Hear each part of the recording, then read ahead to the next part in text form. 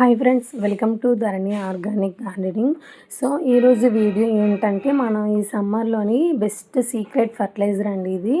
So మన money plant అనేది ఉంటుంది కదండి, మన ఇంట్లో అందరూ పెంచుకునేది. సో ఈ ఎండకి అది చాలా త్వరగా అయితే ఓడిపోవడం, ఎండిపోవడం అనేది జరుగుతుంది.